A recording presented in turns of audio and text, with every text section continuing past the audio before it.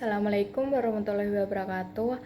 Halo semua, perkenalkan nama saya Salsabila Zahra Pangestika Brutantri dengan NPM 24110006. Kali ini saya akan melakukan analisis diri menggunakan teori psikoanalisis Sigmund Freud.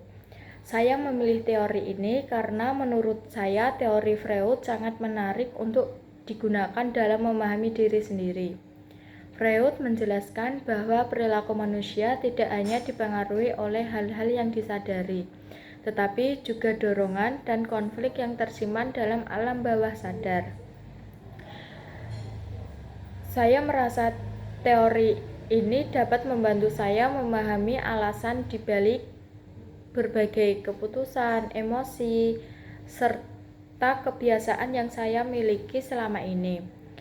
Pada podcast kali ini, saya akan menjelaskan teori Freud secara singkat, kemudian menghubungkannya dengan pengalaman pribadi saya, serta melakukan refleksi terhadap kekuatan dan kelemahan diri yang saya miliki. Teori yang saya gunakan yaitu teori psikoanalisis yang dikembangkan oleh Sigmund Freud. Freud merupakan seorang dokter saraf yang kemudian mengembangkan teori psikoanalisis setelah mengamati bahwa banyak masalah psikologis seseorang berhubungan dengan pengalaman masa kecil dan konflik yang tidak disadari. Menurut Freud, manusia tidak sepenuhnya mengendalikan perilakunya secara sadar. Banyak tindakan manusia dipengaruhi oleh dorongan, keinginan, dan konflik yang berada dalam alam bawah sadar. Ada tiga konsep utama dalam teori Freud, yaitu id, ego, dan superego. Yang pertama, id yaitu bagian kepribadian yang dasar dan sudah ada sejak lahir. Id selalu ingin memenuhi kebutuhan dan keinginan secara langsung tanpa mempertimbangkan akibatnya. Contohnya adalah keinginan untuk bersantai, bermain, atau memperoleh kesenangan secara instan atau kesenangan dalam diri saya sendiri. Yang kedua, ego. Ego berfungsi sebagai penengah antara keinginan id dengan kenyataan yang ada. Ego membantu seseorang berpikir rasional dan mengambil keputusan yang sesuai dengan situasi. Terus yang ketiga, superego. Superego adalah bagian moral dalam diri manusia yang berisi nilai-nilai, norma, dan aturan yang dipelajari dari orang tua maupun lingkungan. Superego membuat seseorang merasa bangga ketika berbuat baik dan merasa bersalah ketika melanggar aturan. Selain itu, Freud juga menjelaskan adanya alam bawah sadar, prasadar, dan tidak sadar. Bagian tidak sadar memiliki pengaruh yang sangat besar terhadap perilaku manusia. Cerita tentang diri saya. Dalam kehidupan sehari-hari, saya termasuk orang yang cukup bertanggung jawab terhadap tugas kuliah. Saya berusaha menyelesaikan tugas tepat waktu dan mendapatkan hasil yang baik. Namun, saya juga sering mengalami rasa malas atau keinginan untuk menunda pekerjaan. Ketika menghadapi kegagalan, saya cenderung merasa kecewa dan menyalahkan diri sendiri. Saya sering memikirkan apakah saya sudah melakukan yang terbaik atau belum. Dalam hubungan dengan orang tua, saya berusaha menghormati dan mengikuti nasihat mereka. Pendapat orang tua sering menjadi pertimbangan penting ketika saya mengambil keputusan. Dalam pergaulan sosial, saya cukup mudah berinteraksi dengan orang lain, tetapi terkadang membutuhkan waktu untuk merasa nyaman dengan lingkungan baru. Jika dianalisis menggunakan teori Freud, saya dapat melihat adanya konflik antara id, ego, dan superego dalam diri saya. Misalnya, ketika saya memiliki tugas kuliah yang harus dikerjakan, bagian id dalam diri saya sering ingin bersantai, bermain bersama teman, bermedia sosial, atau menonton film karena aktivitas tersebut memberikan kesenangan secara langsung. Namun, superego mengingatkan bahwa sebagai mahasiswa, saya memiliki tanggung jawab untuk belajar dan menyelesaikan tugas tepat waktu. Superego membuat saya merasa bersalah ketika terlalu banyak menunda pekerjaan. Di antara keduanya, ego berusaha menyeimbangkan keadaan.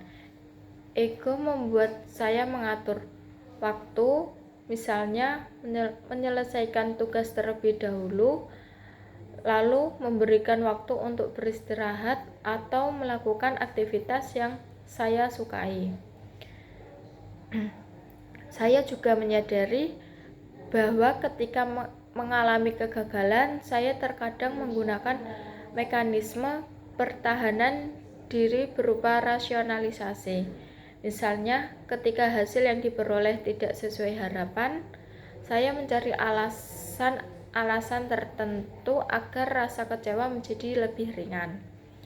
Selain itu, pengalaman masa lalu seperti kritik atau tuntunan untuk memperoleh hasil yang lebih baik mungkin turut membentuk cara saya berpikir saat ini.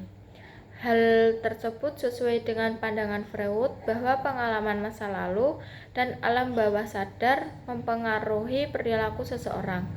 Melalui teori Freud, saya memahami bahwa banyak keputusan dan perasaan yang saya alami sebenarnya merupakan hasil interaksi antara dorongan pribadi, pertimbangan rasional, dan nilai-nilai moral yang saya pegang. Selanjutnya, berdasarkan teori Freud, saya melihat beberapa kekuatan dalam diri saya, yaitu yang pertama, ego. Saya cukup berkembang sehingga saya mampu mempertimbangkan konsekuensi sebelum mengambil keputusan. Saya tidak hanya mengikuti keinginan sesaat, tetapi juga memikirkan dampaknya bagi masa depan. Yang kedua, superego. Saya cukup kuat sehingga saya memiliki rasa tanggung jawab, disiplin, dan kepedulian terhadap norma yang berlaku. Namun, saya juga memiliki beberapa area yang perlu dikembangkan. Pertama, saya masih sering mengalami konflik antara keinginan untuk bersantai dengan kewajiban akademik. Hal ini menunjukkan bahwa terkadang dorongan dari id masih cukup dominan. Kedua, saya sering terlalu keras terhadap diri sendiri ketika melakukan kesalahan.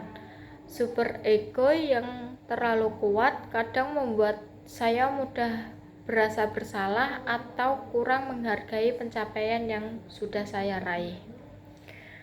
Karena itu, saya perlu belajar membangun keseimbangan yang lebih baik antara id, ego, dan superego agar dapat menjalani kehidupan dengan lebih sehat dan produktif.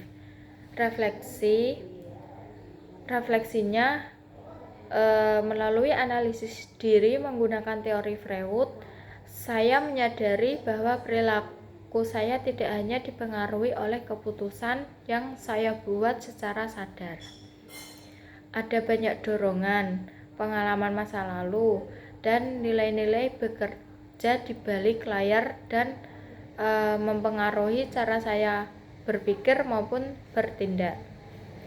Pemahaman ini memberikan makna bahwa saya perlu lebih mengenali diri sendiri sebelum menilai dan menyalahkan diri ketika mengalami kesulitan.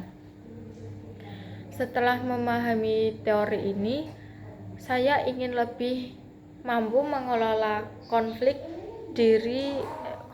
dalam diri saya. Saya ingin mengurangi kebiasaan menunda pekerjaan, meningkatkan kepercayaan diri, dan lebih menghargai proses yang sudah saya jalani. Pelajaran hidup paling penting yang saya peroleh dari proses ini adalah bahwa memahami diri sendiri merupakan langkah awal untuk berkembang menjadi pribadi yang lebih baik. Ketika kita memahami alasan dibalik pikiran, emosi, dan perilaku kita, maka kita akan lebih mudah melakukan perubahan yang positif dalam kehidupan. Terima kasih telah mendengarkan podcast saya. Semoga refleksi ini dapat memberikan manfaat dan menginspirasi kita semua untuk lebih mengenal diri sendiri. Kurang lebihnya mohon maaf. Wassalamualaikum warahmatullahi wabarakatuh.